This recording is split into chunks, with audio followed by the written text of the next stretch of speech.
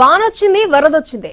చేప ఎదురీదుకుంటూ చిక్కింది. వర్షాలు జోరుగా కురుస్తున్న వేళ తెలంగాణలోని పలు జిల్లాల్లో చేపల జాతర కొనసాగుతోంది. చేపలు కావాలంటే చెరువులో కానీ, వాగులో కానీ, నదిలో కానీ ఇలా ఎక్కడైనా వలవేసి పట్టుకోవాల్సిందే. దానికి శ్రమించాల్సిందే.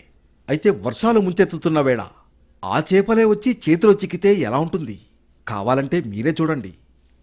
ఇది కరీంనగర్ జిల్లాలో కనిపించిన జలపుష్ప కేళి. వరుసగా కురుస్తున్న వర్షాలకు చెరువులు, కుంటల్లోకి భారీగా వరద నీరు వచ్చి చేరుతోంది. అలాగే పంట పొలాలను కూడా నీరు ముంచెత్తుతోంది. ఆ నీటితో పాటు ఇటు చేపలు కూడా కొట్టుకొస్తున్నాయి. దీంతో వాటిని పట్టుకునేందుకు వర్షాన్ని కూడా లెక్క చేయకుండా దిగుతున్నారు జనం. వరద ప్రవాహం ప్రారంభమై కొత్త నీరు రావడంతో అప్పటికే చెరువుల్లో ఉన్న చేపలు వరదకు ఎదురీదుతున్నాయి. దీంతో చేపల వేటలోకి దిగుతున్నారు పల్లెవాసులు. చిన్న చేపలు మొదలుకొని 5 నుంచి 6 కిలోల చేపల వరకు వలకు చిక్కుతున్నాయి. గత 2 రోజు నుంచి 3 రోజు నుంచి కురుస్తున్న వర్షాలకు కొత్తపల్లి చెరువులో నుంచి నీళ్లు కొత్త వాటర్ కాబట్టి చెరువు నుంచి పైకి వస్తున్నాయి. ఆ పొద్దున నుండి నిన్న సాయంత్రం నుండి చాలా వరకు చేపలు పడుతున్నాయి. అందరూ దాదాపు ఇప్పుడు తక్కువ అయినాయి. పొద్దున నుండి దాదాపు 2-3 సంచులతో తీసుకెళ్తున్నారు. ఆటోలు అన్నీ అవే తీసుకెళ్తూ ఉన్నారు.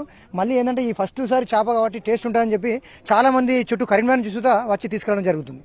చూశారుగా, ఈ విధంగా కరీంనగర్ జిల్లాలోనే కాదు చాలా చోట్ల చేపల జాతర కొనసాగుతోంది. తాజా ఫిష్ దొరికిందంటే నాన్ వెజ్ లవర్స్ వదులుతారా? కనుక్కుని వచ్చి కొనుక్కుని వెళ్తున్నారు. చూస్తుంటే మీకు నోరూరుతోంది కదూ. ఆలస్యం ఎందుకు? చేప పట్టండి, వండి ఓ పట్టు పట్టండి.